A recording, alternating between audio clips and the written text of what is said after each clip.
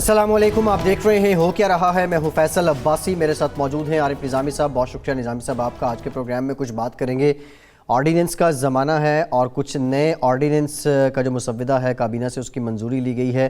صدر مملکت کے سائن کے بعد باضابطہ طور پہ یہ قانون بن جائے گا۔ آخر آرڈیننس کی نوبت کیوں آ رہی ہے، اس پر بھی بات کریں گے۔ اس کے علاوہ سابق وزیراعظم نواز شریف صاحب کی بیماری کو لے کر ایک نئی بحث نے جنم لیا ہے۔ نیب نے بھی اپنا اعلامیہ جاری کیا ہے۔ مسلم لیگ نون حکومت پر اور نیب پر بہت سے الزامات عائد کر رہی ہے۔ مریم نواز کی آج نواز شریف سے ملاقات کی استدعا کو بھی مسترد کر دیا گیا ہے۔ یہ بیماری معمہ کیوں بن گئی ہے، اس سے متعلق بھی بات کریں گے، لیکن نظامی صاحب سب سے پہلے ذکر کریں گے مارچ کا دورہ ہے اور پھر خبر یہ بھی آئی کہ مشروط اجازت دے دی جائے گی مولانا کو، اپوزیشن کو، کہ وہ مارچ کر سکیں۔ دوسری جانب اپوزیشن کے لوگ یہ کہتے ہیں کہ پرامن مذاکرات ہوئے، پرامن یقین دہانی ہوئی تو پھر ہم آئیں گے، ورنہ دوسری صورت بھی آئیں گے، لیکن جو حکومت کی جانب سے یقین دہانی، کوئی سالڈ یقین دہانی سامنے آنی چاہیے۔ اب سمجھ نہیں آ رہی، حکومت اپوزیشن کو ڈاج کر رہی ہے، اپوزیشن حکومت کو ڈاج کر رہی ہے، دونوں ایک دوسرے کے ساتھ مل کے عوام کو ٹرک کی بتی کے پیچھے لگا رہے ہیں۔ نظامی صاحب، 2 مہینے پہلے تک وزیر اعظم پاکستان عمران خان صاحب کی آفرز ہوا کرتی تھی اپوزیشن کے لیے، لیکن اب وہ کنٹینرز دینے کے بجائے کنٹینرز لگائے جا رہے ہیں۔ آخر اس بات پہ بھی عمران خان صاحب قائم کیوں نہیں رہے؟ بھائی انہوں نے کہا اگر وہ ہے شارٹ تو دکھا دیں کہ یو ٹرن، تو وہ کہتے ہیں کہ میری سیاسی فلسفے کا ایک بنیادی جزء ہے، بیڈ راک ہے۔ احمق یو ٹرن نہیں کرتا، بڑے لیڈرز ان کو یو ٹرن کرنا اس کا مطلب ہے کہ آپ کی کسی بات پر اگر اعتماد نہیں کرنا چاہیے، آپ کیونکہ آپ احمق نہیں ہیں اس لیے آپ اپنے بات سے پھر جاتے ہیں۔ جی، یہی بات ہوئی نا بنیادی طور پہ۔ بالکل اسی لیے کہتے ہیں نا کہ سیاستدان جو ہے قابل اعتماد نہیں ہوتا، جھوٹا ہوتا ہے، چاہے وہ اقتدار میں ہو یا اپوزیشن میں ہو۔ یہ معمہ اب بن کیوں چکا ہے؟ یہ مارچ سارا کون کس کو ٹرک کی بتی کے پیچھے لیکن لگا رہا ہے؟ اس لیے تو یہ ہے نا کہ اب جو اپوزیشن کہتی ہے کہ ان پر کیا اعتماد ہے جو مذاکرات کرے وہ، ٹھیک ہے نا، اب دونوں طرف یہ یا تو ایک دوسرے کو ڈاج کر رہے ہیں۔ جی، ایک طرف آپ نے دیکھا تھا ابھی کہ کنٹینر تو آئے ہیں اسلام آباد میں، لیکن وہ JOAF کے دھرنے کے لیے نہیں آئے بلکہ روکنے کے لیے آئے۔ بالکل ایسے اب حکومت کو یہ اعتبار نہیں ہے کہ جی وہ مولانا نے تو بڑے کلیئرلی کہہ دیا کہ میں دھرنا نہیں جلسہ کرنے جا رہا ہوں۔ جی ایک طرف وہ یہ کہہ رہے ہیں، دوسری طرف جو ہدایت نامہ جاری ہوا ہے اس میں وہ کہہ رہے ہیں اپنے کارکنوں کو کہ وہ 1 ہفتے کا راشن لائیں، میوے لائیں، موبائل فون کا چارجر لائیں، 2-3 جوڑے لائیں اور دھرنے کے لیے بھی تیار رہیں۔ اب وہ مولانا بھی عملی طور پہ اپنے آپشن جو ہیں کھلے رکھے ہوئے ہیں۔ اب خان صاحب بھی جو ہیں یہ ڈاج کر رہے ہیں، جی، یعنی آپریشن روم بن چکے ہیں، کنٹینر لگ چکے ہیں، وہ کہہ رہے ہیں جی ہاں ہم تیار ہیں، اگر پر بن رہے تو بات کریں، لیکن ساتھ ہی ساتھ انہوں نے آج جو کچھ میڈیا پرسن سے بات کرتے ہوئے جی یہ کہہ دیا کہ، اور یہ کوئی نئی بات نہیں ہے کہ جی کشمیر کاز میں بڑا ہرٹ ہو رہا ہے مولانا کی، ہو رہا ہے تو پھر آپ حل کر دینا اس معاملے کو۔ جی دوسرے کہتے ہیں کہ ظاہر ہے میں مولانا یہ بھی کہا کہ کسی بیرونی ایجنڈے پہ بھی ہیں، جو نہیں، اصل بات جو میں کہنا چاہ رہا تھا وہ یہ ہے کہ وہی الزام جو ہمیشہ مخالفین پہ پاکستان میں لگتا رہا کہ آپ بیرونی ایجنڈے پر عمل کر رہے ہیں۔ میرے پاس اطلاعات بھی ہیں لیکن میں بتاؤں گا نہیں۔ یہ بھئی اگر پرائم منسٹر نے آج اگر بیرونی ایجنڈے پہ ہیں تو پھر ان کو پکڑ کے اندر کریں یار، ان کو ٹرائل کریں۔ پرائم منسٹر نے آج یہ بھی کہا کہ مستعفی تو کسی صورت نہیں ہونا میں نے۔ نہیں، یہ تو خیر فطری بات ہے نا کہ یہ عجیب قسم کا مطالبہ ہے۔ اول تو دھرنے کی بھی تک سمجھ میں نہیں آتی مجھے، یا اس مارچ کی بھی۔ ان حالات میں تو کوئی دھرنے کی تک سمجھ تو نہیں آتی، لیکن نظامی صاحب سوال یہ بھی ہے، اب آپ یہ دیکھیں حکومت ڈاج کر رہی ہے اپوزیشن کو، یا اپوزیشن حکومت کو ڈاج کر رہی ہے، یا دونوں مل کے عوام کو اپنے پیچھے لگا رہے ہیں، عوام کنفیوز ہوئے پڑے۔ KP کے وزیر اطلاعات ہیں شوکت یوسفزئی صاحب، انہوں نے بھی ہمیں جوائن کیا ہے، بہت شکریہ شوکت صاحب آپ کے وقت کا۔ اس کے ساتھ ساتھ JUFA کے رہنما مولانا عبدالواسط صاحب نے بھی ہمیں جوائن کیا ہے، بہت شکریہ آپ کا بھی مولانا صاحب۔ نظامی صاحب میرے خیال پہلے شوکت یوسفزئی صاحب سے جان لیتے ہیں کہ کس بیرونی ایجنڈے پہ ہیں مولانا؟ جی بالکل جی شوکت صاحب، پرائم منسٹر صاحب نے کہا ہے مولانا بیرونی ایجنڈے پہ ہیں، کس ایجنڈے پہ ہیں آپ کی نظر میں؟ بسم اللہ الرحمن الرحیم۔ دیکھیں میرے خیال سے جو چیز اس وقت سامنے ہے وہ ہے کشمیر کا ایشو، اور جس انداز سے کشمیر کا ایشو عالمی سطح پہ اجاگر ہوا، جنرل اسمبلی میں پرائم منسٹر کی اسپیچ ہوئی اس سے جو پذیرائی ملی اس کو، اور میں سمجھتا ہوں کہ وہ آپ دیکھیں کہ اس کے بعد کشمیر کا ایشو ہر میڈیا کے اوپر، ہر ٹاک شو کے اندر اس پہ بحث ہوتی رہی. اچانک مولانا فضل الرحمان نے آزادی مارچ کا اعلان کیا، اور اس کے بعد آپ دیکھیں کہ کشمیر کے ایشو کو کتنا ٹائم ملتا ہے میڈیا کے اوپر، جو آہستہ آہستہ وہ چیز پیچھے چلا گیا. تو یہی جو بیرونی ایجنڈا اور کسی کا تھا نہیں تھا، لیکن مودی کا ضرور تھا، انڈیا کا ضرور تھا، کیونکہ وہ تنگ آ چکا تھا. جس انداز سے کشمیر کا ایشو بڑھتا گیا، سامنے آتا گیا، اور اس کا پریشر بڑھتا گیا اس پہ. آپ کو یاد ہوگا کہ جو جے یو آئی ہند ہے، یہ جو جے یو آئی والے جب اپنی تاریخ بتاتے ہیں تو کہتے ہیں کہ جی ہماری 100 سال سے زیادہ تاریخ ہے، اس کو وہ جے یو آئی ہند کو اپنے ساتھ ملا کے وہ تاریخ بتاتے ہیں. تو وہ بدقسمتی سے اس جے یو آئی ہند نے پہلے بھی پاکستان کی بھی مخالفت کی. ابھی ریسنٹلی اگر آپ دیکھیں تو انہوں نے کشمیر کے اوپر انہوں نے مودی کے موقف کی حمایت کی.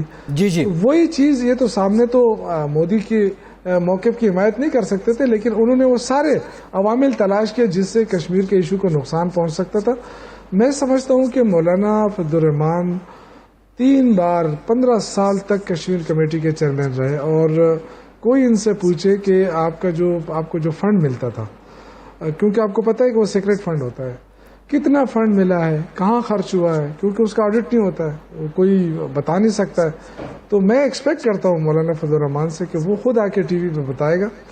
بتانا چاہیے ان کو کہ جی اتنا فنڈ ملا اور یہاں میں نے خرچ کیا، اور میں نے کشمیر کے لیے اتنی محنت کی، کوشش کی، جو آج وہ ہر چینل پر آ کے کہتے ہیں. پہلے کوشچن وہ کرتے ہیں کہ جی ہم نے تو کشمیر جیت لیا تھا، لیکن ہماری حکومت آئی تو وہ کشمیر چلا گیا. صحیح ہے.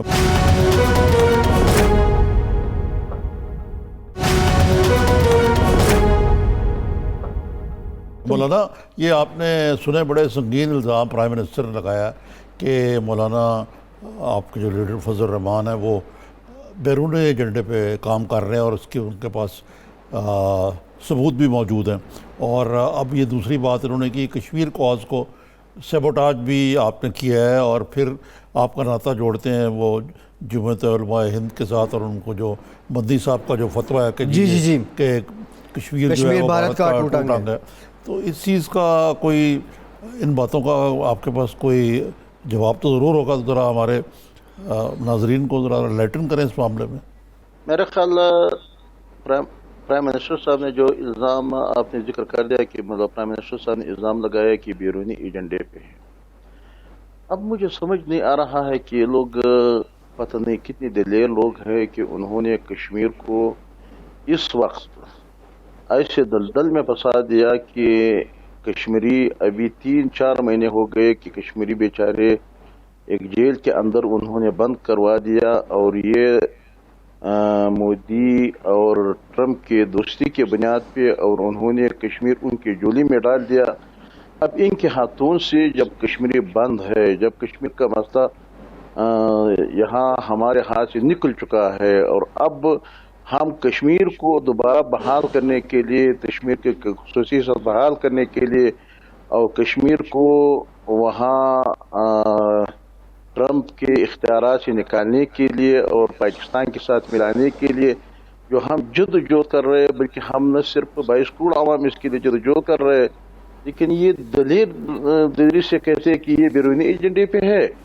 اور جب انہوں نے جا کر کے اپنے ملک کے اختیارات امریکی کے صدر کو دے دیا، کشمیر کے اختیارات امریکی کو صدر کو دے دیا، اور کشمیر امریکی صدر اور ہندوستان کے صدر کے تعلقات بھی دنیا کے سامنے ہے، لیکن پھر بھی یہ کہتے ہیں کہ ہم بیرونی ایجنڈے پہ ہیں اور یہ ملک وفادار ہے. مجھے یہ بات سمجھ نہیں آ رہا ہے.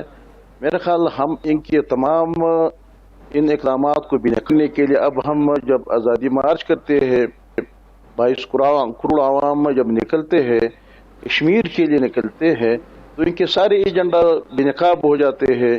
جب انہوں نے بیرونی ایجنڈے کے تکمیل کے لیے، اسرائیل کے ایجنڈے کے تکمیل کے لیے، ہندوستان کے ایجنڈے کے تکمیل کے لیے انہوں نے جو کچھ کر دیا ہے یا کر چکا ہے، اب یہ بے نقاب ہو جائیں گے. اس وجہ سے وہ کہتے ہیں کہ مولانا بیرونی ایجنڈے پہ. ہمارے کیا ایجنڈا ہے؟ ہمارا تو پاکستان کا ایجنڈا ہے، ہمارا تو کشمیر کا ایجنڈا ہے. ہم چاہتے ہیں کہ کشمیر کی خصوصی حصہ دوبارہ بحال ہو جائے.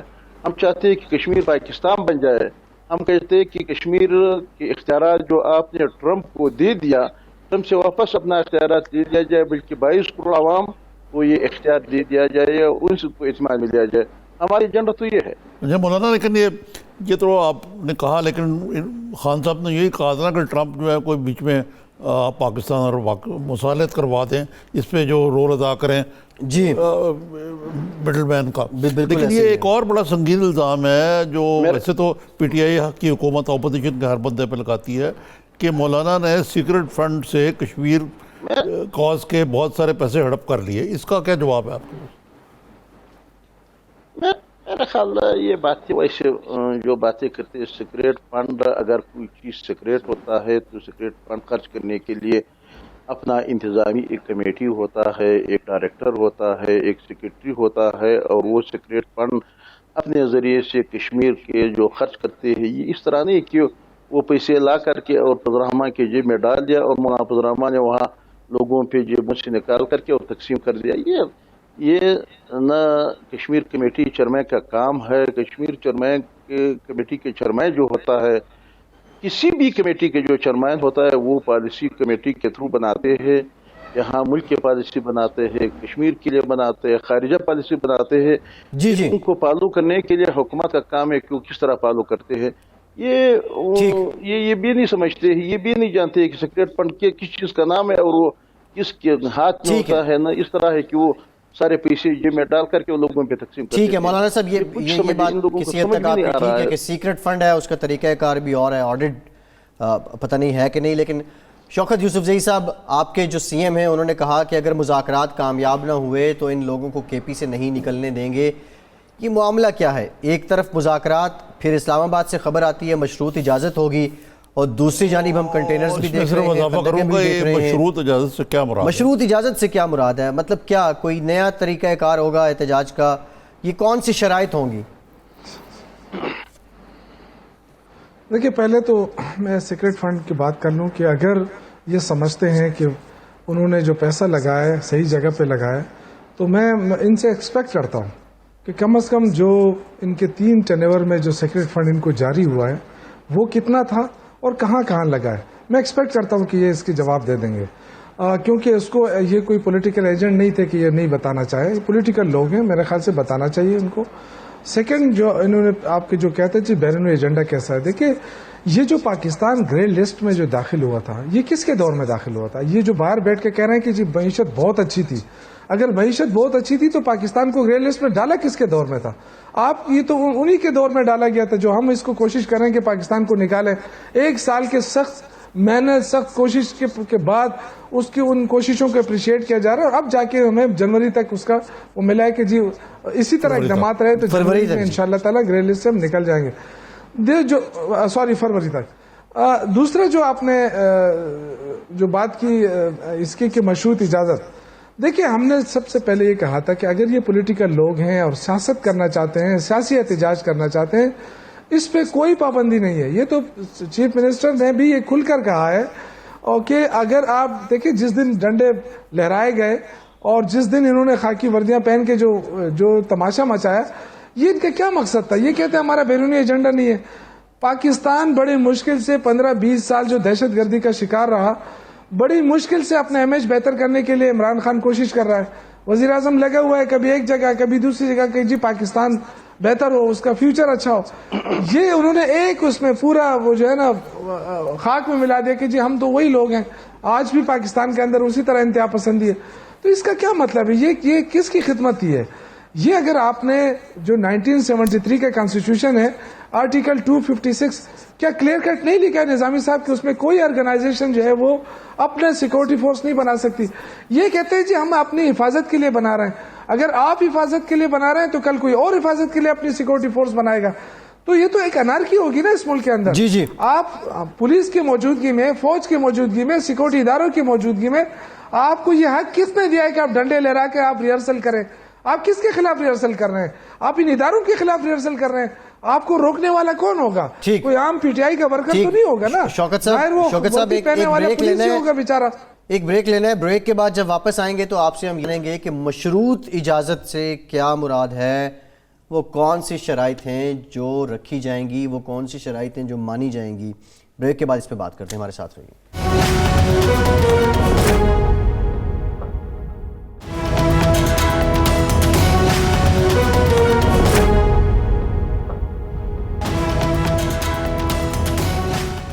بریک کے بعد ایک بار پھر سے آپ کو خوش آمدید کہیں گے. نظامی صاحب, عوام کو زیادہ حکومت نے الجھا رکھا ہے یا یہ اپوزیشن نے کنفیوز کر رکھا ہے؟ یہ مارچ, دھرنا مارچ. جی یہ پوچھتے ہیں بھی مولانا سے.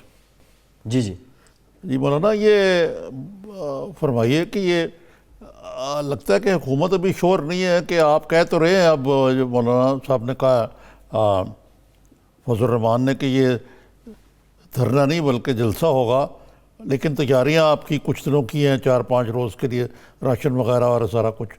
تو لگتا ہے کہ حکومت کو یقین نہیں کہ ایک دفعہ آپ آ گئے تو بیٹھ جائیں گے, اس لیے وہ رکاوٹ پیدا کرنے کی کوشش کر رہے ہیں. دوسرے یہ شوکت یوسفزئی نے جو صاحب نے بڑا ایک اچھا بنیادی سوال اٹھایا کہ جو ڈنڈا بردار یا لت بردار فورس ہے جس کی ریہرسلیں بھی ہو رہی ہیں, کیا پرائیویٹ آرمیز کی گنجائش ہے کسی سیاسی جماعت میں؟ تو اس کا بھی ذرا کچھ ہمیں روشنی ڈالیں کہ یہ واقعی کوئی پرائیویٹ آرمی ہے یا اس کا مقصد کیا ہے. اگر یہ آپ کے گارڈ ہیں تو یہ مسلح ہوں گے یا غیر. ایک طرف تو آپ نے, دوسری طرف تو جو اپنے ساتھ جو جلوس میں شرکا جو ہدایت نامہ ہے جی اس میں یہ بھی ہے کہ گنز لائسنس یا ان لائسنس جو ہے وہ نہیں لائیں, اسلحہ نہیں لائیں گے. جی تو یہ ڈنڈے ہوں گے کیا اس کی جگہ پہ؟ میرا خیال نظامی صاحب کبھی کبھار آپ تبلیغی اجتماع میں گئے ہوں گے, وہاں ان کے یہ بڑے بڑے بانس ان کے ہاتھ میں ہے, لیکن وہاں اجتماع کو کنٹرول کرنے کے لیے, لوگوں کو راستہ دکھانے کے لیے اندر سے کوئی اس طرح کے علاقوں کا جب اجتماع ہوتا ہے, یہ نہ اس کو فورس کہا جا سکتا ہے نہ اس کو اسلحہ کہا جا سکتا ہے. اگر یہ اسلحہ ہے یا اسلحہ کی جگہ پہ استعمال ہوتا ہے تو ابھی تک ڈنڈے کے لیے کبھی بھی لائسنس جاری نہیں ہو گیا ہے. اگر فورس ہے تو اس کے لیے لائسنس جاری ہونا چاہیے تھا اگر کسی کی ضرورت ہو یا کسی کے پاس ہو. میں سمجھتا ہوں یہ ویسے باتیں جب ان کو اتنی ڈر لگ گیا ہمارے رضاکاروں سے, ہمارے کارکنوں سے, ان کو یہ ڈنڈا بھی اسلحہ سے نظر آ رہا ہے, اور ان کو یہ چھوٹا سا جو ڈنڈے والا ڈنڈا ہاتھ میں ہو تو, کیونکہ یہ ہر سیاسی جماعت ان کے جھنڈا ہوتا ہے اور اس کی چھوٹا سا ڈنڈا ہوتا ہے, اور یہ آج نیا بات نہیں ہے. 75 سال سے ہم ادھر اس ملک میں سیاست کرتے ہیں اور ہماری جماعت کا یہی سالار, یہی رضاکار اور یہی لوگوں کے عملہ کو بھی سنبھالتے ہیں, اپنے لوگوں کو بھی سنبھالتے ہیں, ان کو راستہ بھی دکھاتے ہیں. میں سمجھتا ہوں یہ ویسے, کیونکہ یہ تو آج کل مغرب کے اور یورپ کے زیادہ دل دادہ بن گیا ہے, تو ان کو اٹھانے کے لیے, ان کو متوجہ کرنے کے لیے, اور یہ جو دہشت گردی کا نام اس کے دماغ پر جو سوار ہے کہ دہشت گردی ہے, یہ ہر چیز ان کو دہشت گردی نظر آ رہا ہے. ورنہ یہ نہ دہشت گردی ہے, ہم سیاسی لوگ ہیں, اور نہ کوئی ہمارا آرمی ہے, نہ ہمارے کوئی فورس ہے, یہ ہمارے کارکن ہے, ہمارے رضاکار ہے.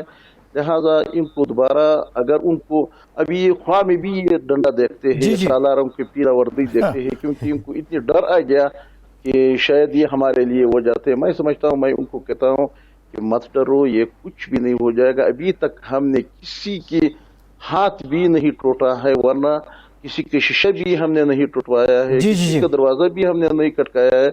تو یہ ہمارے سالار 75 سال سے ہے. آپ ڈرو مت. اب کیوں اتنے ڈر گئے, اتنے پریشان ہو گئے کہ یہ لٹبردار فورس آ گیا اور ہمارے کیا بنائیں گے؟ آزادی مارچ اور ہم کرتے ہیں, وہاں سے جو بھی ہدایت ملتی ہے, کیونکہ ہمارے وقتاً فوقتاً ہمیں ہدایت ملتی ہے اور ہم اپنے اطاعت کرتے جائیں گے. لیکن اب تک ہمیں آزادی مارچ اور یہاں تک ہے کہ اگر مہینے ہو گئے تو بھی ہم آزادی مارچ کریں گے. تو اب وہی سے ہمیں ہدایت ملتی ہے تو ہم دھرنا نہیں ہوگا. ابھی تک دھرنے کا فیصلہ نہیں ہوا. ٹھیک ہے یوسفزئی صاحب, یہ جو انتظامی معاملات ہیں, حکومتی مشینری, آزادی مارچ اگر دھرنا ہو تو اس کا نام بھی آزادی مارچ, کیونکہ دھرنا اتنی بدنام ہو گیا, عمران صاحب نے اتنے بدنام کر دیا. مولانا صاحب کو پکڑنا مشکل ہی نہیں. آزادی مارچ کرتے ہیں یہ سارے, ٹھیک ہے یہ سارے پیکج کا نام جو ہے یہ آزادی مارچ ہے. یوسف صاحب, یہ لگتا ہے کہ لیبل فرق ہے, مارچ ہے یا دھرنا, شاید دھرنا ہی ہوگا. آپ بتائیے کہ یہ آپ کی جو انتظامی اور سیاسی تیاریاں کیا ہیں یہ اس سے آزادی مارچ سے نمٹنے کے لیے؟ دیکھیں پہلی بات تو یہ کہ کم از کم یہ جو بات یہ ایک منٹ جی سب سے پہلی بات تو یہ ہے نظامی صاحب, وزیر اعظم عمران خان کی سپیچ, جنہوں نے جنرل اسمبلی کی سپیچ سنی ہے, سب کو پتہ چل گیا ہے اب ان کو سب سے بڑا جو مشکل وقت ان کو آیا ہے وہ جنرل اسمبلی کے سپیچ کے بعد آیا ہے کہ یہ بندہ جو ہے یہ تو اسلام کو بھی یہ سکھا رہا ہے دوسروں کو, یہ کام بھی انہوں نے لے لیا ہے. یہاں مجھے بتائیں نظامی صاحب, آپ جرنلسٹ ہیں, آپ کو پتا ہو سب کچھ پتا ہے, 5 سال ان کی حکومت گزری ہے MMA کی خیبر پختونخوا میں. یہ 5 سال انہوں نے کیا گلچڑے اڑایا, مجھے کوئی بتائیے. یہ اسلام کی ایک بات مجھے بتا دے کہ ہم نے یہ کر کے دیا. شارٹلی بتا دیں ان کو روکیں گے کیسے. میں آپ کو بتاؤں گا اگر کوئی رولز آف گیم طے نہیں ہوتے تو ان کو روکیں گے کیسے, کیا انتظامی مشینری حرکت میں آئے گی, ماردار ہوگی, کیا ہوگا؟ دیکھیں اگر انہوں نے احتجاج کرنا ہے پولیٹیکلی تو اس پہ میں کوئی رکاوٹ نہیں ہوگا, کوئی رکاوٹ نہیں ہے اگر یہ احتجاج کرنا چاہیں. اگر یہ ڈنڈے اٹھا کر سیاست کرنا چاہیں تو ان کو پھر ہم نہیں روکیں گے. لا اینڈ آرڈر جو جن کی ذمہ داری ہے وہ ان کے ساتھ نمٹے گے. بالکل ٹھیک. ڈنڈے کا جواب جو ہے وہ کس طرح دیتے ہیں وہ ان کی مرضی ہے. ٹھیک. مولانا ڈنڈوں سمیت آئیں گے یا ڈنڈوں کے بغیر آئیں گے, شارٹلی بتا دیں. میرا خیال یوسف جی صاحب ان ڈنڈوں سے زیادہ ڈرتے ہیں. چلو ہم اگر ڈنڈے رکھ لیتے پھر اگر وہ اجازت دیتے تو بھی ٹھیک ہو, لیکن میں سمجھتا ہوں کہ یہ جو انہوں نے گزشتہ ہمارے حکومت کے کارکردگی کے حوالے سے, تو ہماری حکومت کی کارکردگی تو بہت بڑی طویل فہرست ہے, شاید اب اتنے وقت نہیں کہ میں بیان کر لوں گا. لیکن میں یوسف جی صاحب سے یہ کہتا ہوں کہ آپ کا میٹرو بس کا جو کارنامہ ہے وہ 100 سال بعد بھی مکمل ہو جاتا ہے. جو آپ لوگوں نے کہا کہ 10-15 مہینے میں مکمل ہو جاتے ہیں, لیکن آپ کا کارکردگی تو ابھی سارے جو میں نے آپ سے کوشچن کیا ہے, آپ کی 5 سال کی حکومت رہی ہے MMA کی, مجھے ایک اسلام کے لیے کوئی کارکردگی بتا دیں.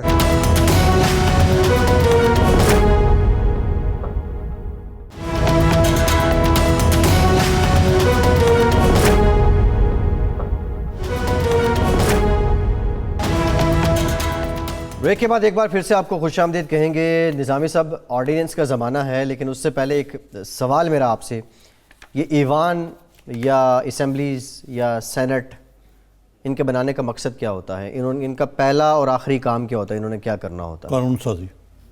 تو قانون سازی کیسے ہوتی ہے؟ اس کے لیے یہ آرڈیننس لانا کیوں ضروری ہے؟ تو دیکھیے اسکار رفتہ تھا بالکل, یہ آمریتوں کے دور میں ہوتا تھا آرڈیننسز جو ہیں. یہ تو ایک وفاقی پارلیمنٹری سسٹم ہے, اس میں آرڈیننس کی فیکٹری لگا دی انہوں نے, اور یہ 8 آرڈیننسز میں کچھ ایسی چیزیں ہیں جو کہ ہڈن ایجنڈا مختلف ہیں, اور یہ کوئی حل نہیں ہے. اس کا مطلب ہے کہ پارلیمنٹ کو شٹ ڈاؤن کرنا چاہتے ہیں. اب یہ پارلیمنٹ میں آتے بھی نہیں. نظامی صاحب, یہ یہاں میں آپ کو روکوں گا.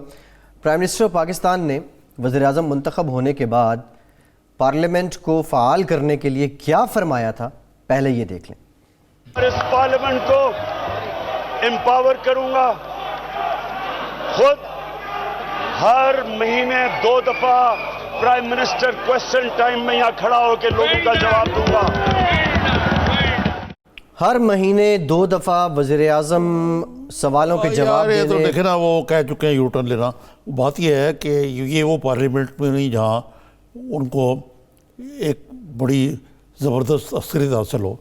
اپوزیشن برداشت نہیں ہے, ہاتھ تو ملانے کو تیار نہیں ہے. جی.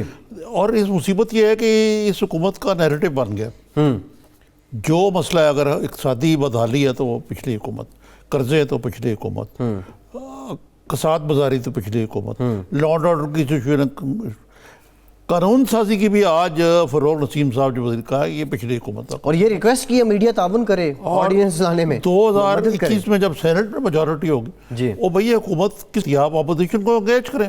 اب دیکھیں نا, مذاکراتی ٹیم ان کو انگیج کرنے پہ مجبور ہوئی ہے نا ڈنڈے کے زور پہ. جی بالکل, واٹر بائی سینگ ڈنڈا. اب اسی طریقے سے بھئی آپ کمیٹیاں ہیں, جیسے میں نے کل بھی عرض کیا تھا, دیر از اے وے. ہڈن ایجنڈا کیا نظامی صاحب, یہ میں آپ سے جانوں گا. عرفان قادر صاحب سابق اٹارنی جنرل ہیں, انہوں نے بھی ہمیں جوائن کیا. بہت شکریہ عرفان صاحب, آپ کے وقت کا. عرفان صاحب, یہ یہ بتا دیں، ظاہر آپ قانون دان بھی ہیں، یہ آرڈیننس یا شاہی فرمان میں فرق کیا ہوتا ہے، اور پھر یہ اتنی زیادہ نوبت کیوں آ رہی ہے یہ آرڈیننس لانے کی؟ دیکھیں بات یہ ہے کہ آرڈیننس جو ہے یہ آرٹیکل 89 میں لکھ دیا گیا ہے کہ آرڈیننس جو ہے اس کا سیم افیکٹ ہے جو کہ ایک ایکٹ آف پارلیمنٹ کا ہے، اور یہ انہوں نے سب کلاس 2 ہے اس پہ لکھا ہے ordinance promulgated under article 89 shall have same force and effect as an act of مجلس شورا. یہ آرٹیکل 89 میں ہے. اس کا مطلب ہے کہ آرڈیننس کے وہی امپیکٹ ہوگا، وہی افیکٹ ہوگا، وہی لمیٹیشنز ہوگی، وہی انہیبیشنز ہوں گی، وہی ایٹریبیوٹس ہوں گے جو کہ ایک، اور اس کے اثر پوری طرح وہی ہوگا جو ایکٹ کو ہوتا ہے. So it is ordinance all over the world یہ لیجسلیٹو انسٹرومنٹ سمجھا جاتا ہے. پاکستان میں ایک پرسیپشن بن گیا ہے کہ یہ تو ایگزیکٹو ایکٹ ہے، لیکن میں سمجھتا ہوں کہ جہاں پہ بہت چپکلش چل جائے جمہوریت میں حکومت اور اپوزیشن کے درمیان، اور پھر زیادہ تر قانون سازی جو ہے وہ حکومت جو ہے وہ شروع کر دے آرڈیننسز کے ذریعے، اور جو آپ کی جو اپوزیشن ہے وہ اس پہ ڈسٹرسٹ شو کرے، تو کم از کم جمہوریت کے جو اقدار ہیں، باوجود کہ یہ آرڈیننس ایک آئینی چیز ہے، لیکن وہ جو جمہوریت کے جو ایک اقدار ہیں یا جمہوریت کے نارمز یا ایک اچھی جمہوریت جو ہے وہ پھر اس سے یہ چیز نظر نہیں آتی. وہ یہی لگتا ہے کہ اب حکومت جو ہے ساری چیزوں کو بلڈوز. عرفان صاحب میں یہ پوچھنا چاہ رہا تھا کہ یہ جو آرڈیننس کی شیلف لائف کتنی ہوتی ہے، کتنی دیر تک یہ نافذ رہ سکتے ہیں؟ یہ کوئی دیر پا حال تو ہے نہیں جہاں تک میرا پرسیپشن ہے. صحیح فرما رہے ہیں آپ. دوسرے یہ ہے کہ یہ جو ایک اس میں آرڈیننس لائے گئے ہیں کہ ایک آرڈیننس ہے کہ جی سی کلاس ہوگی جو 5 کروڑ سے زیادہ کرپشن کرے گا. اس کا مطلب ہے کہ جو بھی سیاسی مخالف ہے اس پہ 5 کروڑ سے زیادہ کا الزام لگا کے نیب کے ذریعے آپ اس کو اندر کر کے سی کلاس دے دیں. تو یہ کوئی اس کا ہیڈن ایجنڈا کوئی مجھے تو مختلف لگتا ہے. دوسرے یہ ہے کیا اگر پارلیمنٹ کے ذریعے ہی حکمرانی کرنی ہے، وزیر اعظم نے اور ان کے وزیروں نے بھی پارلیمنٹ میں نہیں آنا، فروغ نسیم صاحب نے پچھلی حکومت اور اپوزیشن کو قرار دیا ذمہ دار اس آرڈیننسز کی فیکٹری لگانے کا، تو پھر تو پارلیمنٹ کو بند کر دینا چاہیے. یہ آپ کی بات بالکل درست ہے کہ جب پارلیمنٹ ہے اور پھر اس طریقے سے آرڈیننس پاور کو اس طرح سے استعمال کرنا، لیکن یہ جو چیز ہے یہ پھر اپوزیشن اٹھا سکتی ہے. یہ معاملات وہ کہ عدالتوں میں جاتے رہے ہیں اور عدالتیں اس پہ انٹرفیئر بھی کرتی رہی ہیں. اب یہاں پہ ایک آرڈیننس وہ بھی آیا ہے جو کہ امینڈمنٹس کی گئی ہیں مختلف قوانین میں، خاص طور پہ نیب کے قوانین میں بھی ایک آرڈیننس سے امینڈمنٹس کی گئی ہیں. اب اس کا جو امپیکٹ ہے ان امینڈمنٹس کا وہ کیا ہوگا، وہ آرٹیکل 264 میں انہوں نے بتا دیا. انہوں نے کہا کہ جب آرڈیننس کوئی امینڈمنٹ لاتا ہے تو وہ any thing duly done under the ordinance ہوگا، اور وہ امینڈمنٹ اس پہ رہے گی باوجود اس کے کہ آرڈیننس کی لائف جو ہے وہ 4 مہینے کی ہے. وہ اپنی جگہ، جیسے میں نے کہا کہ وہ قانون کا جو منشا ہے اپنی جگہ، اس میں عدالتیں بھی وقتاً فوقتاً ان معاملات میں انٹرفیئر کرتی رہی ہیں. ان کے فیصلے جو ہیں سمہاؤ میں ان سے اگری نہیں کرتا، اور عدالتوں کو ان معاملات میں نہیں آنا چاہیے، اور سیاسی طور پر یہ معاملات حل ہونے چاہیے. اور اگر ایک حکومت جو ہے یہ آرڈیننسز کو بے دریغ استعمال، کیونکہ آئین کا جو منشا ہے وہاں لکھا ہے کہ اگر پارلیمنٹ سیشن میں نہ ہو، وہ اس صورت میں ہے کہ اگر کانسٹنٹلی سیشن نہیں ہو رہا یا کسی وجہ سے، تو یہ نہیں ہے کہ ان روٹین آپ آرڈیننسز کے ذریعے شروع کرتے ہیں، جبکہ پارلیمنٹ کا سیشن جو ہے وہ کیا جا سکتا ہے. تو اس لیے میں نظامی صاحب سے اگری کرتا ہوں کہ یہ آرڈیننس میکنگ پاور کو مس یوز آپ نہیں کر سکتے. گو کہ اس کو کافی مس یوز کیا گیا پاکستان میں، لیکن اگر کوئی حکومت مس یوز کرے تو عدالتوں کا کام پھر بھی نہیں ہے ان کو دیکھنا. عدالتیں پارلیمنٹ سے یا حکومت سے ان معاملات کے اوپر نہیں. ٹھیک، بہت شکریہ عرفان قادر صاحب، بہت شکریہ آپ کے وقت کا. نظامی صاحب بھی آپ سے پوچھا تھا کہ جس طرح عرفان قادر صاحب نے بھی کہا کہ اس نقطے کو اپوزیشن کو اٹھانا چاہیے، لیکن اپوزیشن ایک پریس کانفرنس کی حد تک، پارلیمنٹ کے اندر بھی اس پہ کوئی خاص بات چیت تو ہوتی نہیں ہے. کیوں ایسا کیوں ہے؟ یہ بات یہ ہے کہ نا اپوزیشن بھی تو اپنے زمانے میں کہاں پارلیمنٹ کو، پیپلز پارٹی کو اتنے میں کہوں گا، لیکن کم از کم پی ایم ایل این تو میاں نواز شریف کا بھی یہی حال تھا، بھاری مینڈیٹ سے سرشار تھے وہ بھی نہیں آتے تھے پارلیمنٹ. یہ بات آپ کی بالکل ٹھیک ہے نظامی صاحب. نواز شریف صاحب کی صحت کو لے کے آج نیب نے ایک اعلامیہ بھی جاری کیا ہے، اور دوسرا جو تحفظات اور خدشات ہیں نواز شریف صاحب کی فیملی کے، ان کی پارٹی کے لوگوں کے، کہ دیر سے ان کو اسپتال لایا گیا. خیر یہ بدقسمتی سے ان کی بیماری بھی ایک عجیب و غریب قسم کی بحث بن گئی ہے. لیکن نظامی صاحب یہ جو نیب کی وہ کسٹڈی میں ہیں، پھر وہ لیکن اب بات یہ ہے کہ یہ جو ان کی صحت کے معاملے کو ایک سیاسی مسئلہ بن گیا. جی سوال یہ ہے کہ انسٹیٹیوٹ آف کارڈیالوجی سے وہ کہتے ہیں ہم نے بندے اسٹینڈ بائی کیے ہوتے نیب ان کو اپنی مرضی کا علاج کیوں نہیں کر رہا. دوسرے ان کو نیب کی کسٹڈی میں بند کرنے کی کیا ضرورت تھی؟ وہ اڈیالہ جیل میں وہ ٹھیک ان کا کام ہو رہا تھا. جی کوٹ لکھپت میں، اڈیالہ نہیں، سوری کوٹ لکھپت میں. تو مقصد ہے کہ یہ اس سے بھی منتقمانہ ذہنیت کی بو آتی ہے اس سارے معاملے سے. لیکن پرائم منسٹر نے آج کہا ہے کہ جہاں سے مرضی علاج کروا لیں، وہ پاکستان میں جہاں سے بھی علاج کروانا چاہتے ہیں انہیں وہاں جانے کی اجازت دی جائے گی. بسیار، یعنی ان کو جس مرحلے پہ میں نے آج خود بھی تھوڑی سی ریسرچ کی، ایک دو ڈاکٹروں سے پوچھا کہ یہ بڑے ہی کرٹیکل موقع پہ ان کو لے کے آئے جب انہوں نے دیکھا کہ میاں نواز شریف کا معاملہ جو ہے وہ کافی کرٹیکل حد تک پہنچ چکا ہے. یعنی 2000 پلیٹلیٹ رہ گئے تھے اور یہ ہونا چاہیے 1.5 لاکھ کم از کم. 140 سے 3 لاکھ، مطلب 1,40,000 سے 3 لاکھ تک یہ اس کی جو آپٹیمم رینج ہے وہ ہے. نظامی صاحب، لیکن یہ واٹس ایور ان کو بہت لیٹ لایا گیا، اور یہ تشویش حکومتی حلقوں میں کتنی تشویش ہے نواز شریف کی بیماری کو لے کے. 3 بار کے وہ وزیر اعظم رہے ہیں، ایک پولیٹیکل اینٹیٹی ہیں، لیڈر ہیں، اللہ ان کو صحت دے. لیکن آپ سمجھتے ہیں کہ جو آج عمران خان نے جیسچر شو کیا ہے یہ بہت زیادہ تشویش کے بعد ہے؟ نہیں، یہ جیسچر تو بڑی اچھی بات ہے کہ انہوں نے کیا، اور ان کو اجازت بھی دے دی ہے. انہوں نے مثلاً سروس ہاسپٹل لے گئے. جی ان کو باہر سے ڈاکٹر بلانے کی بھی اجازت ہونی چاہیے، کیونکہ ان کو یہ جو ان کے جو سروس ہاسپٹل کے جو انچارج ہیں، جو اس کے میڈیکل بورڈ کے ہیڈ ہیں، میں جانتا ہوں ان کو، ڈاکٹر صاحب کو، وہ یہ کہہ چکے ہوئے ہیں کہ اگر ان کی اینجیوگرافی ہے کوئی ایسا معاملہ ہوا تو جن کا بڑا کمپلیکیٹڈ کیس ہے وہ شاید نہ ہو یا ہو سکے. اچھا، ایک تو یہ وجہ. دوسرا نظامی صاحب، کل ہم نے ذکر کیا تھا جس طرح کچھ وزیر اعظم کی ٹیم کے کچھ لوگوں نے بیانات دیے نواز شریف صاحب کی صحت کے معاملے پر. آج خواجہ آصف صاحب نے کہا ہے یہ وقت گزر جائے گا، لیکن جن لوگوں نے نواز شریف صاحب کی صحت کے معاملے پہ جو بیان بازی کی ہے ان کی شکلیں ہمیں یاد رہیں گی. ان کا اشارہ میرے خیال سے پردوس عاشق عوام ہوگا کہ وہ نامناسب بیان تھا ویسے. لیکن میرا خیال ہے سیاست میں جذبات میں کر دیتے ہیں، لیکن انتقامی ذہنیت سے سیاست نہیں کرنی چاہیے. یہ ایک بہت ہی ناپسندیدہ فعل ہے میرے نزدیک. ٹھیک. مریم نواز شریف صاحبہ نے آج عدالت سے استدعا کی کہ 1 گھنٹے کے لیے والد کے پاس جانے دیا جائے. ان کو اجازت نہیں دی گئی. ان کو اجازت نہیں دی گئی. اب 25 کو دوبارہ ان کی ہیں سماعت ہیں. میرے خیال سے یہ بھی ہیومینیٹیرین گراؤنڈ پہ اجازت دینی چاہیے، ان کی صاحبزادی ہیں. جی بالکل. لیکن لگتا ہے کہ یہ حکومت جو ہے یہ مریم سے بہت زیادہ خائف یا خوفزدہ لگتی ہے. ٹھیک. نظام سے پروگرام کا وقت ختم ہو گیا. بہت شکریہ، آپ پروگرام سے اتنے. فیصل عباسی کو اجازت دیجیے.